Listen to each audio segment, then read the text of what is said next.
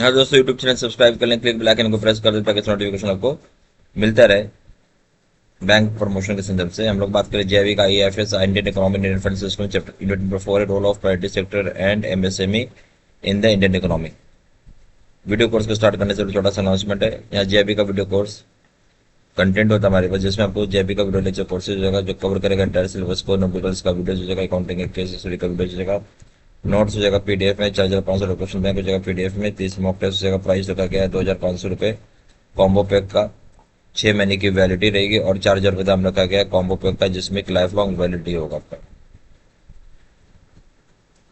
Role of private sector and MSME in Indian economy. क्या role होता है private sector का और एमएसएमई का भारतीय इकोनॉमी में? तो आरबीआई ने प्राइवेट सेक्टर लैंडिंग क्लासिफिकेशन और स्टैंडर्ड, जो आरबीआई का प्राइवेट सेक्टर लैंडिंग क्लासिफिकेशन और स्टैंडर्ड है, उसका मतलब ये होता है कि मैच करेगा इमर्जिंग नेशनल प्राइवेटीज के साथ। बैंक्स को यहाँ पे इंटरेस्ट किया गया और इनकरेज किया गया है कि वो ग्रोथ करे इस तरह के सेक्टर्स को जहाँ प्रोवाइड किया जाएगा अप्रोप्रिएट और टाइमली फाइनेंसिंग। ठीक है। माइक्रो और स्मॉल मीडियम एंटरप्राइजेज जो हो गया, एमएसएमई हो गया, भारत का सबसे स्ट्रॉन्गेस्ट ड्राइवर है इकोनॉमी की ग्रोथ में, इनोवेशन में और एम्प्लॉयमेंट में। बहुत सारा वास्ट नेटवर्क जो है 64 मिलियन इंटरप्राइजेस का, वास्ट नेटवर्क कितना, 64 मिलियन इंटरप्राइजेस का। इसमें एमएसएमई सेक्टर कंट्रीब्यूट करता है बहुत ही सिग्निफिकेंटली ग्रोथ करने के लिए भारतीय को। ठीक है। तो बहुत वास्ट नेटवर्क है 64 मिलियन इंटरप्राइजेस के, जो एमएसएमई सेक्टर की तरफ से कंट्रीब्यूट करता है significantly growth of Indian economy के लिए। ठीक है। जो सेक्टर्स कंट्रीब्यूट करते हैं क्या क्या है, बोल रहा है कि मैन्युफैक्चरिंग आउटपुट रफली 45% करता है कंट्रीब्यूट, एक्सपोर्ट्स करता है आपका 40% के आसपास, जीडीपी में आपका 28% हो जाएगा। किसका? प्राइवेट सेक्टर और एमएसएमई कंट्रीब्यूट कितना करता है जीडीपी में? 28%। मैन्युफैक्चरिंग सेक्टर जो 45%, एक्सपोर्ट हो जाएगा 40% जीडीपी में। ये दोनों कितने कंट्रीब्यूट करते हैं? 28%। ठीक है। यहाँ से रोजगार कितना मिलता है लोगों को, एम्प्लॉयमेंट कितनी मिल रही है? अप्रोक्सीमेटली 120 मिलियन लोगों को मिल रही है। रैंक में अगर आप देखेंगे तो केवल एग्रीकल्चर के बाद, रैंकिंग में अगर बात करें केवल एग्रीकल्चर के बाद ये साइज ऑफ एम्प्लॉयमेंट रहते हैं। एम्प्लॉयमेंट की बात करें, रोजगार की बात करेंगे तो एग्रीकल्चर के बाद दूसरे नंबर का सेक्टर है जहाँ पर रोजगार क्रिएट किया जा रहा है। यहाँ पे डाइवर्स का मतलब है इन टर्म्स ऑफ एंटरप्राइज में देखेंगे, साइज में, इन टर्म्स एंटरप्राइज साइज में देखेंगे, प्रोडक्ट में, सर्विस डाइवर्सिटी में, जो लेवल ऑफ टेक्नोलॉजी डिप्लॉय की गई है।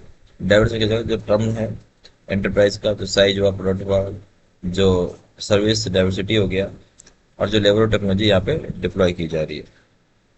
यहाँ बात करेंगे क्या ड्राइवर रहेगा इकोनॉमिक ग्रोथ का, तो पोटेंशियल है कि यहाँ पे ग्रो करेगा फास्टर, और व्यू किया जा रहा है ड्राइवर ऑफ इकोनॉमिक ग्रोथ के रूप में।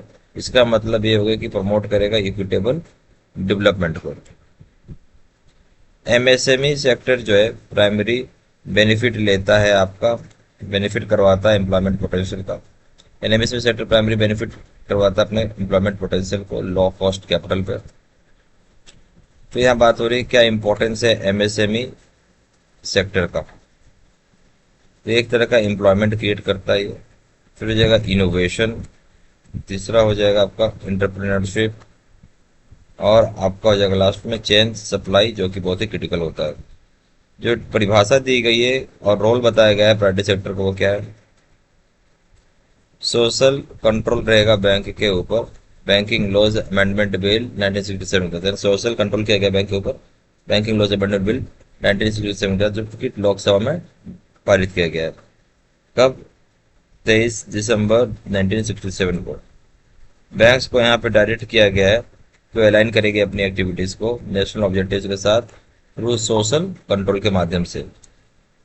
करंट जो फ्रेमवर्क है आपका प्राइवेट सेक्टर लेंडिंग का, जिसको हम पीएसएल बोलते हैं, वो क्या है कि 14 दिसंबर 1967 को जो स्टेट सी लोकसभा में मोरारजी देसाई के द्वारा, ठीक है, और जो कि उस समय के डिप्टी प्राइम मिनिस्टर भी थे, मिनिस्टर ऑफ फाइनेंस भी थे, उन्होंने परसिस्टेंट कंप्लेंट करते रहे, लगातार कंप्लेंट करते रहे सेवरल प्रायोरिटी सेक्टर्स के बारे में। वो उदाहरण के तौर पे हो गया एग्रीकल्चर, एसएसआई यानी स्मॉल स्केल इंडस्ट्रीज एक्सपोर्ट्स, जिसको कि प्रॉपरली रिसीव नहीं हो रहा था फेयर शेयर बैंक क्रेडिट का यानी बैंक लोन का, जिसकी वजह से क्या हो गया कि पहली बार एक फ्रेज आया प्रायोरिटी सेक्टर जिसको यूज किया गया, और ये रिजल्ट क्या हुआ कि ये कंसेप्ट आया आपका प्रायोरिटी सेक्टर लेंडिंग, उसके बाद जन्म लिया।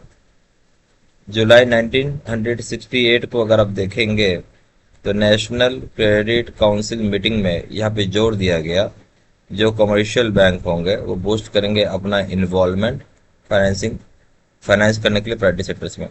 तो जो नेशनल क्रेडिट काउंसिल होगा वो जोर दिया कि जो कमर्शियल बैंक होगा बूस्ट करेगा अपना इन्वॉल्वमेंट फाइनेंस करने के लिए प्राइवेट सेक्टर्स में। उदाहरण के तौर पर हो जाएगा एग्रीकल्चर और स्मॉल स्केल इंडस्ट्रीज। 1960 में देखें जो पीएसएल कंप्राइज करता है उस तरह के सेक्टर्स जो कि सब्सटेंशियल इन्फ्लुएंस रखता है अपना वास्ट पोर्शन पे, जो कि वास्ट पोर्शन ऑफ पॉपुलेशन पे, और वीकर सेक्शन पे सेक्टर्स जो कि एम्प्लॉयमेंट इंटेंसिव होगी, यानी PSL private sector lending comprise करता है उस तरह के सेक्टर पे जहाँ सब्सटेंशियल इन्फ्लुएंस होगा वास्ट पोर्शन जो पॉपुलेशन का होगा, वीकर सेक्शन होगा, चाहे वो सेक्टर जो कि एम्प्लॉयमेंट पे फोकस होगा, इंटेंसिव होगा। तो यहाँ पे बात हो रही है कि क्या क्या लिस्ट है आपका प्रायोरिटी सेक्टर जो कि आइडेंटिफाई की गई है भारत में, या ये कि अलाइन करना है आपको इमर्जिंग नेशनल प्रायोरिटीज के साथ ताकि ब्रिंग कर सके शार्पर फोकस ला सके आप इंक्लूसिव डेवलपमेंट पर। आरबीआई यहाँ रिवाइज किया है पीएसएल गाइडलाइंस को कब, 4 सितंबर 2020 को, जो इसमें इंक्लूड किया गया इन्होंने बैंक का फाइनेंस को इंक्लूड किया गया स्टार्टअप्स के लिए जो कि 50 करोड़ रुपये तक का होगा।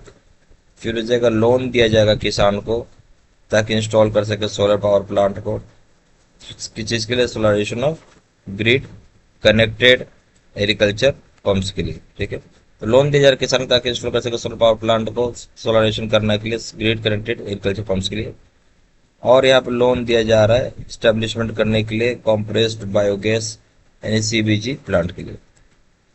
यहाँ पे जो प्रायोरिटी सेक्टर होता है उसकी जो कैटेगरीज होती है कौन कौन सा है, तो पहला हो जाएगा आपका एग्रीकल्चर, दूसरा हो जाएगा एमएसएमई, तीसरा हो जाएगा आपका एक्सपोर्ट क्रेडिट, चौथा हो जाएगा आपका एजुकेशन, पांचवा हो जाएगा हाउसिंग, छठा हो जाएगा सोशल, सातवां हो जाएगा रिन्यूएबल एनर्जी, आठवां हो जाएगा और दूसरे, नौवां हो जाएगा आपका वीकर सेक्शन।